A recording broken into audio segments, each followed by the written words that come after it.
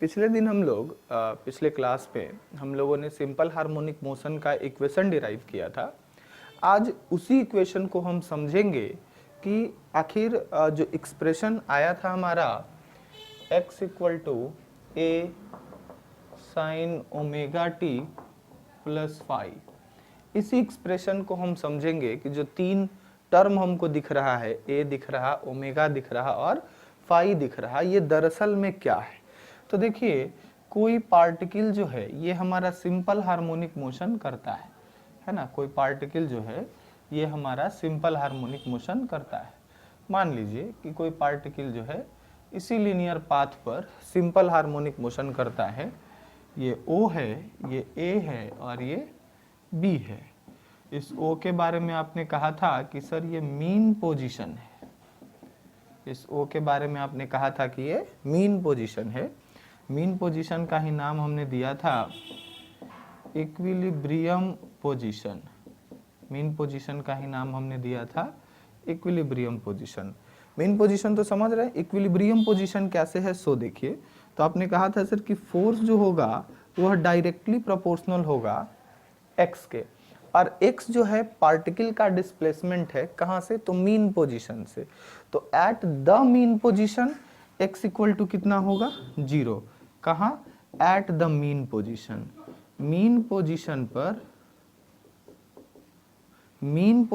पर है ना पार्टिकल का डिस्प्लेसमेंट 0 होगा। तो डिस्प्लेसमेंट 0 होगा तो फोर्स भी 0 होगा। और हम लोगों ने इक्विलिब्रियम डिफाइन भी तो ऐसे ही किया है ना। इक्विलिब्रियम का मतलब क्या, इक्विलिब्रियम वह पॉइंट है ना जहां पर पार्टिकल पर नेट फोर्स 0 लगता है। तो यहाँ पर मीन पोजीशन पर पार्टिकल का नेट फोर्स 0 है, इसीलिए हम लोग मीन पोजीशन को इक्विलिब्रियम पोजीशन भी कहते हैं। खैर आगे, ये हमारा था एक्सट्रीम पोजीशन।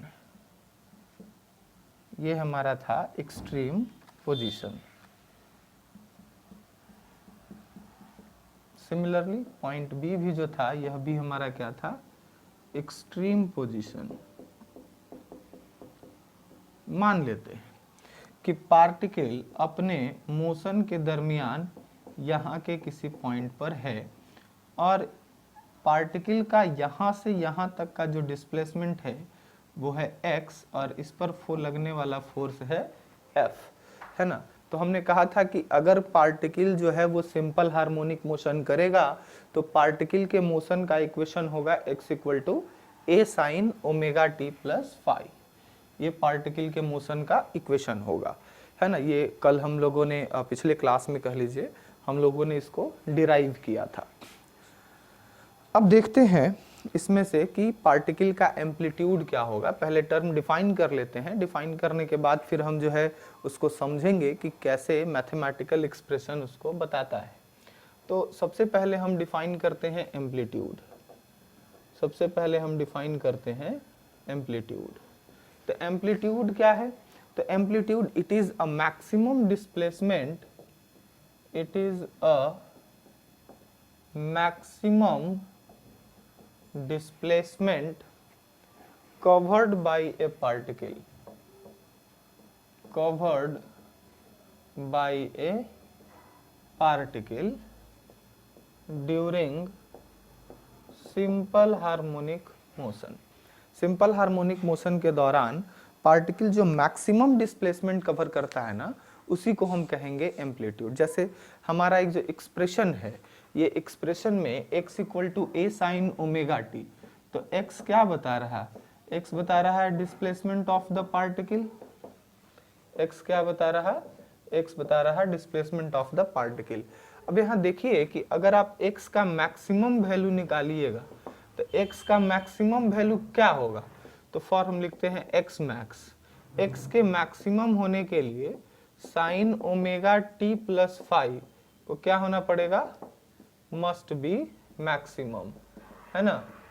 x के मैक्सिमम होने के लिए sine omega T plus phi को मैक्सिमम होगा, और maximum value of sine omega T plus phi कितना होगा, तो maximum value of sine omega T plus phi ये होता है 1। तो जैसे ही sine omega T plus phi का मैक्सिमम वैल्यू आप 1 पुट करेंगे आपको x बराबर मिल जाएगा a, है ना। तब ये x नहीं रहेगा तब ये हो जाएगा हमारा x मैक्स, है ना। तो x मैक्स हमारा कितना हो जाएगा, x मैक्स हो जाएगा हमारा a। यहाँ लिख देते हैं कि x max equal to a, है ना, x max equal to a।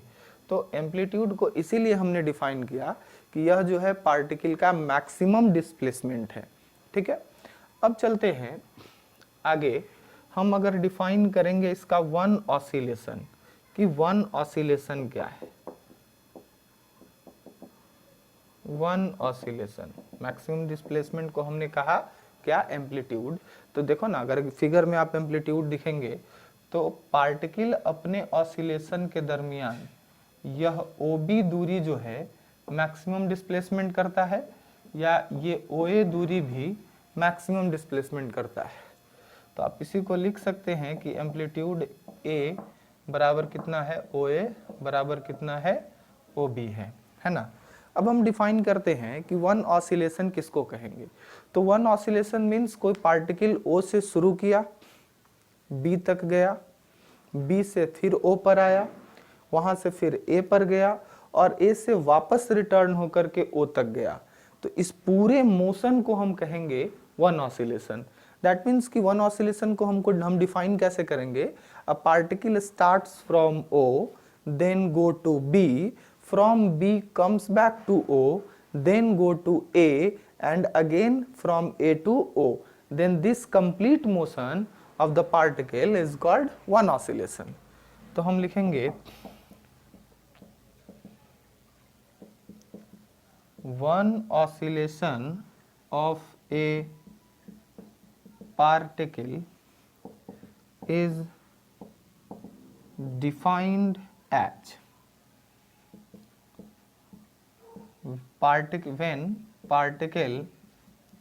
particle starts from O,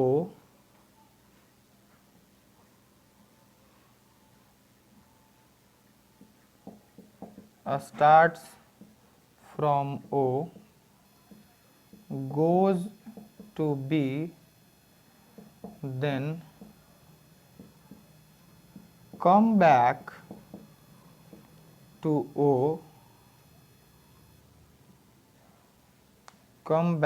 to O, again it goes to A and returns to O. Then this complete motion of particle is called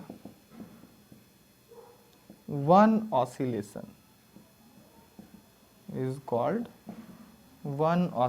that means हमने one oscillation को कैसे define किया, हमने कहा कि कोई particle O से शुरू करता है, B तक जाता है, B से फिर O तक आता है, O से फिर A तक जाता है, और A से अगेन O तक आता है।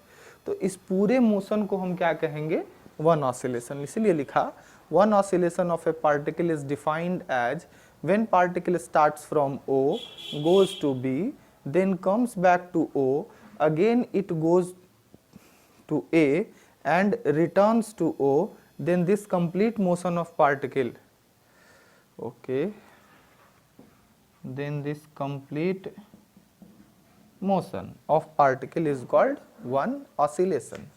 तो अभी आप देखें कि एम्पलीट्यूड किसको कहते हैं और वन ऑसिलेशन किसको कहते हैं। इसके बाद हम जो है डिफाइन करेंगे अगली बार, है ना, कि टाइम पीरियड हम लोग किसको कहते हैं। तो अगला हमारा टॉपिक है टाइम पीरियड, है ना। तो टाइम पीरियड क्या है, this is the time taken by ए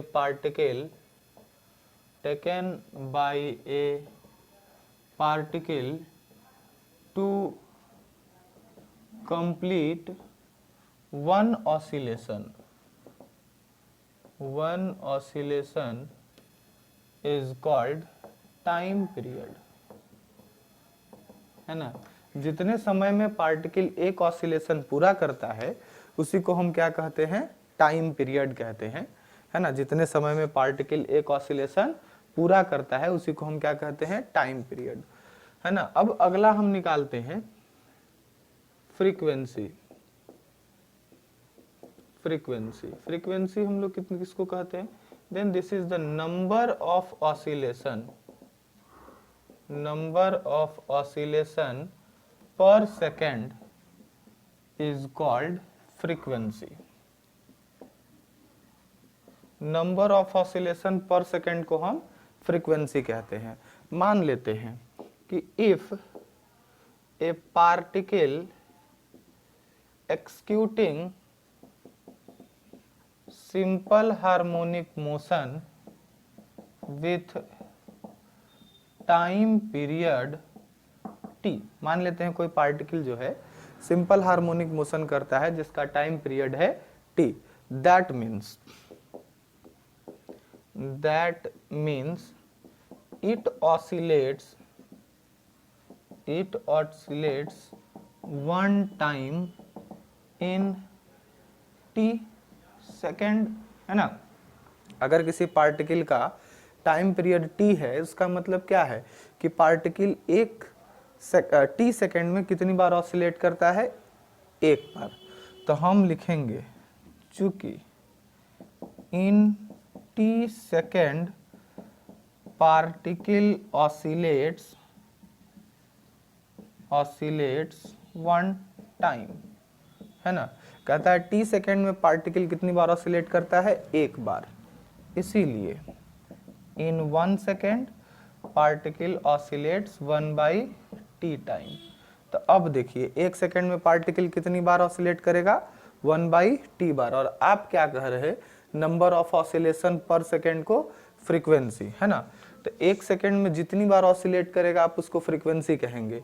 अगर किसी पार्टिकल का ऑसिलेशन का टाइम पीरियड t है, दैट मीन्स वह t सेकेंड में एक बार ऑसिलेट करेगा। तो हमने लिखा कि t सेकेंड में पार्टिकल एक बार ऑसिलेट करता है, तो 1 सेकेंड में कितनी बार ऑसिलेट करेगा? 1/t टाइम, है ना। तो यहां से हमारा फ्रीक्वेंसी निकल जाएगा। Frequency is defined as number of oscillation per second.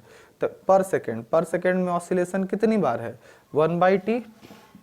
तो 1/t मतलब 1 टाइम पीरियड। तो बेसिकली फ्रीक्वेंसी क्या है? तो टाइम पीरियड का रिवर्स है ना। फ्रीक्वेंसी क्या है? तो टाइम पीरियड का रिवर्स है। अब यहीं पर हम एक टर्म और डिफाइन करते हैं जिसको हम कहते हैं एंगुलर फ्रीक्वेंसी। एंगुलर फ्रीक्वेंसी, इसको रिप्रेजेंट करते हैं हम न्यू से, ठीक है ना। सॉरी, फ्रीक्वेंसी को हम रिप्रेजेंट करते हैं न्यू से, इसको रिप्रेजेंट करते हैं ओमेगा से। इसको आप ऐसे लिख दीजिए कि आप इसको रिप्रेजेंट करते हैं न्यू से फ्रीक्वेंसी को। कहीं कहीं पर इसको रिप्रेजेंट किया जाता है एन से। अलग अलग किताब में अलग अलग सिंबल है। कहीं कहीं पर इसको एफ से भी रिप्रेजेंट किया जाता है, ठीक है। अगला टर्म है एंगुलर फ्रीक्वेंसी। तो एंगुलर फ्रीक्वेंसी ओमेगा ये बराबर होता है 2 पाई न्यू। तो जो हमारा एक्सप्रेशन था x equal to a sine omega T plus phi, अब इस a sine omega T plus phi में a क्या है? a है पार्टिकल का मैक्सिमम डिस्प्लेसमेंट जिसको हम एम्पलीट्यूड कह रहे हैं। ओमेगा क्या है? तो ओमेगा इज 2 पाई न्यू, है ना। Omega is 2 pi new. New क्या है? New is the frequency. और फ्रीक्वेंसी क्या है? Number of oscillation per second, है ना। 1 सेकेंड में जितनी बार वो ऑसिलेट करेगा उसी को हम कहेंगे फ्रीक्वेंसी, है ना। Angular frequency is defined as 2 pi nu. Omega equal to 2 pi nu. इसी से हम लोग एंगुलर फ्रीक्वेंसी डिफाइन करते हैं। तो ये रहा आपका एम्पलीट्यूड का डेफिनेशन। टाइम पीरियड भी हो गया, फ्रीक्वेंसी भी हो गया और एंगुलर फ्रीक्वेंसी हो गया। और इस गिवन इक्वेशन में आपने x डिफाइन कर लिया। x तो डिस्प्लेसमेंट है, ये तो आपको पहले से पता था। a आपने डिफाइन किया, a एम्पलीट्यूड है, मैक्सिमम डिस्प्लेसमेंट है ना। ओमेगा क्या है? तो ओमेगा एंगुलर फ्रीक्वेंसी है। एंगुलर फ्रीक्वेंसी बराबर क्या होता? ओमेगा बराबर 2 पाई न्यू, जहां पर न्यू क्या है? तो न्यू आपका फ्रीक्वेंसी है। फ्रीक्वेंसी को आप कैसे डिफाइन करते हैं? Then this is the number of oscillation per second. एक और बड़ा इंपॉर्टेंट टर्म है जिसको हम अपने फिजिक्स में बहुत यूज करते हैं, है ना। वो है फेज, ठीक है। तो आप लोग स्क्रीनशॉट ले लेंगे लिखने के लिए, है ना। लिखने के पर्पज से स्क्रीनशॉट ले लीजिए ताकि आप लोग लिख सकें। खैर आगे हम चलते हैं कि फेज को हम कैसे डिफाइन करेंगे।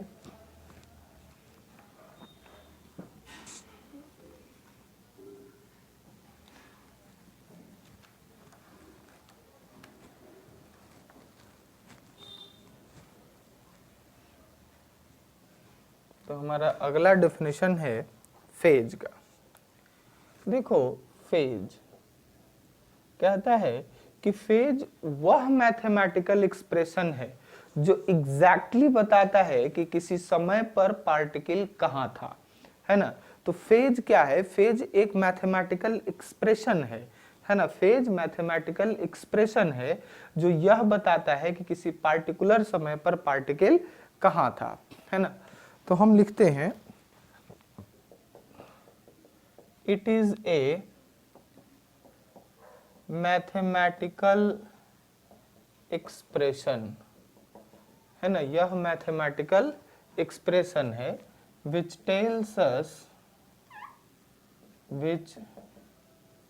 tells us the position of a particle in a given time। किसी पार्टिकुलर समय में पार्टिकल कहाँ है? During oscillation. ऑसिलेशन के दरमियान पार्टिकल गिवन टाइम में कहाँ है, यह जो मैथमेटिकल एक्सप्रेशन बताएगा उसी एक्सप्रेशन को हम कहेंगे फेज। जैसे देखो इस मैथमेटिकल इस एक्सप्रेशन में, है ना, हमारा omega T plus five, the term omega T plus five, है ना, ओमेगा टी प्लस फाइव, इसी टर्म को हम कहेंगे क्या? Phase. The term omega T plus five is called phase. Omega T plus five को हम कहेंगे फेज, है ना। अब लिखते हैं फेज बराबर क्या हुआ? तो फेज बराबर हुआ omega T plus phi at T equal to zero, है ना। टी इक्वल टू जीरो पर फेज क्या हो गया? फाइव। तो टी इक्वल टू जीरो पर फेज फाइव है, इसलिए हम लोग फाइव को कहते हैं इनिशियल फेज, है ना। इसलिए हम लोग फाइव को क्या कहते हैं? Initial phase. तो आपका जो एक्सप्रेशन था x equal to A sine omega T plus phi, जहां पर x तो डिस्प्लेसमेंट था, a अननोन था, a को भी हम लोगों ने नोन कर लिया। ये कहा कि एम्पलीट्यूड है, amplitude is the maximum displacement bye particle, है ना, ड्यूरिंग एसएचएम। एसएचएम के दौरान मैक्सिमम डिस्प्लेसमेंट क्या होगा? तो यहाँ देखिए ओबी था या ओए था, तो ओबी और ओए दोनों को ही हम लोगों ने एम्पलीट्यूड कह लिया। दूसरा टर्म आया ओमेगा, ओमेगा को हमने कहा 2 pi new, new is the frequency and frequency is the number of oscillation per second. अगला जो था फाई, इस फाई को हमने नाम दिया इनिशियल फेज कि t इक्वल टू 0 पर पार्टिकल का फेज कितना है, ठीक है। अब हमारा अगला एक सिंपल हार्मोनिक मोशन का एग्जाम्पल होगा जिसको हम कहेंगे सिंपल पेंडुलम, है ना। इस एग्जाम्पल को हम कहेंगे सिंपल पेंडुलम। सबसे पहले तो बहुत लोग को कंफ्यूजन होता है कि सिंपल पेंडुलम है क्या। तो देखो सिंपल पेंडुलम दरअसल इस एक सिस्टम को कहते हैं जिस सिस्टम में एक मासलेस स्ट्रिंग होता है और यह मासलेस स्ट्रिंग से लटका हुआ होता है मास, है ना। यह मास m है। एग्जैक्टली मासलेस स्ट्रिंग तो नहीं होगा, लेकिन हाँ हम इतना कहेंगे कि if mass of the string is negligibly small, है ना, in comparison with this mass, then the system is called simple pendulum. Simple pendulum में क्या होता है? सिंपल पेंडुलम दरअसल एक सिस्टम है इस स्ट्रिंग का और इस मास का। स्ट्रिंग जो है वह मासलेस है और यह मास है ना। तो अगर अटैच होता कोई मास किसी स्ट्रिंग से, है ना, कोई मास किसी स्ट्रिंग से अटैच होता, तो इस सिस्टम को हम क्या कहते हैं? इस सिस्टम को हम कहते हैं सिंपल पेंडुलम। अच्छा देखिए एसएचएम भी दो प्रकार का होता है। एक को हम लोग कहते हैं लीनियर एसएचएम और दूसरे को कहते हैं एंगुलर एसएचएम। जैसे अभी हम लोग पीछे देख रहे थे तो पार्टिकल अपने एसएचएम के दौरान क्या हो रहा था? एक सिंगल लाइन पर, है ना, आगे पीछे कर रहा था, तो उसको हम लोग कहते हैं लीनियर एसएचएम। लीनियर एसएचएम वैसा एसएचएम है जिसमें पार्टिकल जो है वो किसी एक लाइन के अबाउट किसी एक लाइन के अबाउट ऑसिलेट करता है। जबकि एंगुलर एसएचएम में पार्टिकल, है ना, कर्व्ड लाइन के एक अलोंग क्या होता है? ऑसिलेट करता है। मतलब यहाँ जो डिस्प्लेसमेंट निकालेंगे ये कैसा होगा? ये एंगुलर डिस्प्लेसमेंट के टर्म में होगा। जैसे मान लिया जाए कि हमारे पास यही कोई मास है और हमने इसको स्लाइटली पुश कर दिया। क्या किया? स्लाइटली पुश किया। तो जब आप इसको स्लाइटली पुश करेंगे ना, तो मान लेते हैं कि ये यहाँ चला गया, ठीक है, ये यहाँ चला गया। हम थोड़ा सा एंगुलर सेपरेशन बढ़ा देते हैं इसलिए ताकि हमको फिगर बनाने में आसान हो, है ना।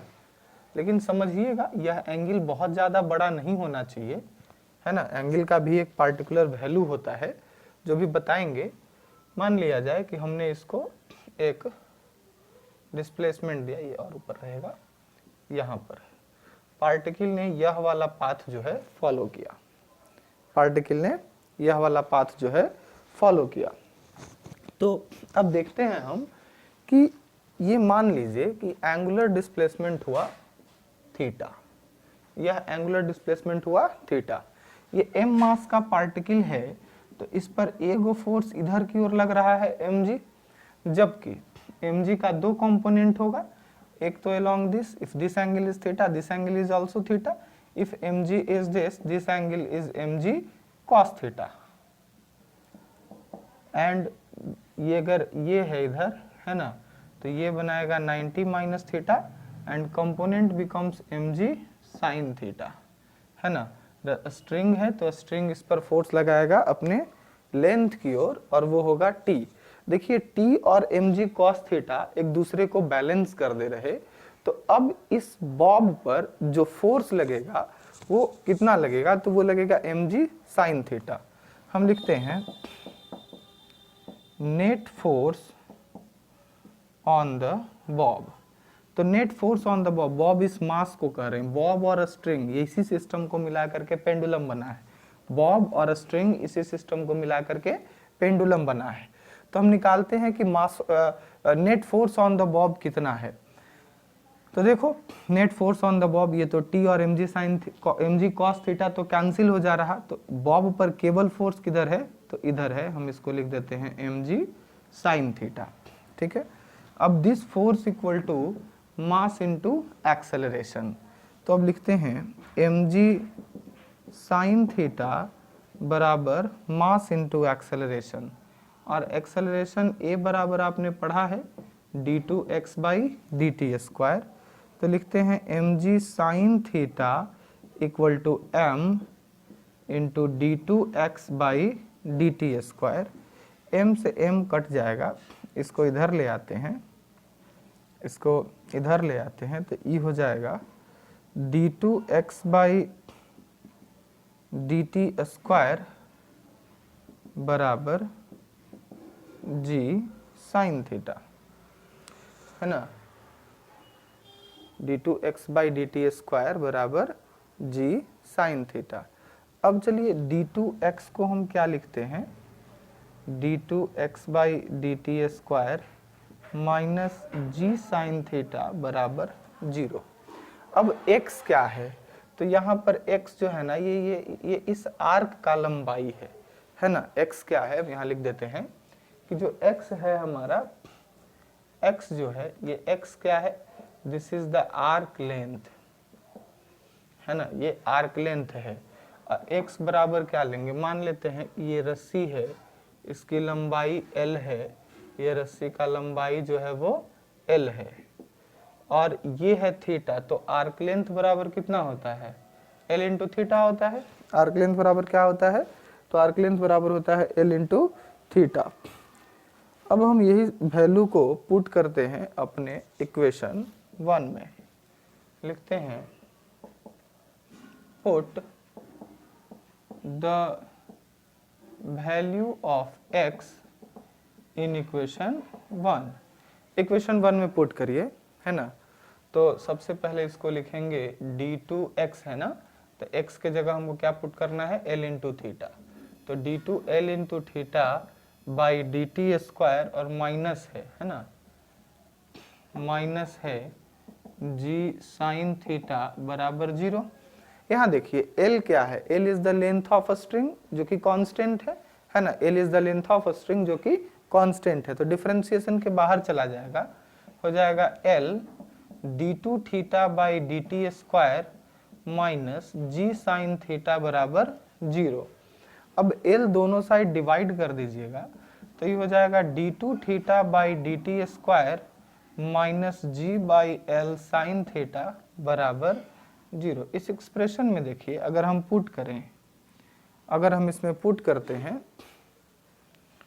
g by L equal to omega square है ना। थोड़ा सा यहाँ पर एक चीज और देखने वाली बात है कि जो x है, x का डिस्प्लेसमेंट का डायरेक्शन तो ये वाला है ना, और इस पर mg साइन थीटा किधर लग रहा है, इधर लग रहा है। x का डिस्प्लेसमेंट ये है और mg साइन थीटा का डिस्प्लेसमेंट ये है। तो जब हम ये लिखेंगे तो यहाँ पर आगे माइनस साइन लगाएंगे क्योंकि एक्सेलरेशन डिस्प्लेसमेंट के अपोजिट डायरेक्शन में है। तो यहाँ माइनस हो जाएगा, यहाँ माइनस हो जाएगा और ये वाला हमारा प्लस हो जाएगा। यहाँ पर ये हमारा प्लस हो जाएगा, ये प्लस हो जाएगा, ये प्लस हो जाएगा। तो यह जो एक्सप्रेशन है ना ये कन्वर्ट कर जाएगा D two theta by D T square plus omega square sine theta बराबर 0। ठीक है, अभी देखो, अभी हम नहीं कहेंगे कि यह पार्टिकल का मोशन सिंपल हार्मोनिक है।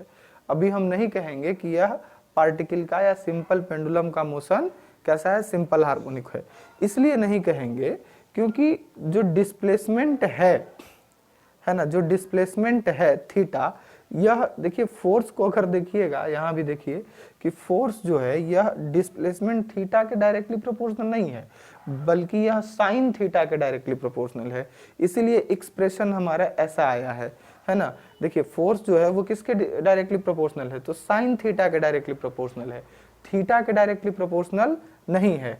अगर थीटा के डायरेक्टली प्रोपोर्शनल होता है ना तो तब क्या होता, तब इसको हम सिंपल हार्मोनिक मोशन कहते है ना। तो अब देखिए हम कहेंगे for a small value of theta, for a small value of theta, theta के स्मॉल वैल्यू के लिए आप पुट कर सकते हैं साइन थीटा लगभग बराबर थीटा, और तब एक्सप्रेशन हमारा क्या लिखते, D two theta by D T square plus omega square theta बराबर 0।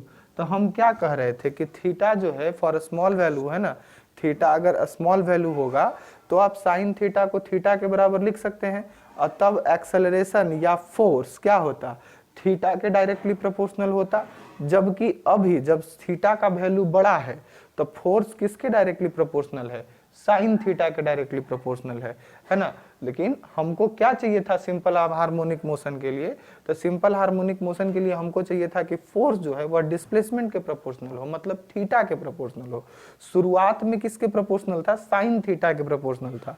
तो इसके सिंपल हार्मोनिक होने के लिए कंडीशन होना चाहिए साइन थीटा को थीटा के बराबर, और ये तभी होगा जब थीटा का वैल्यू छोटा होगा।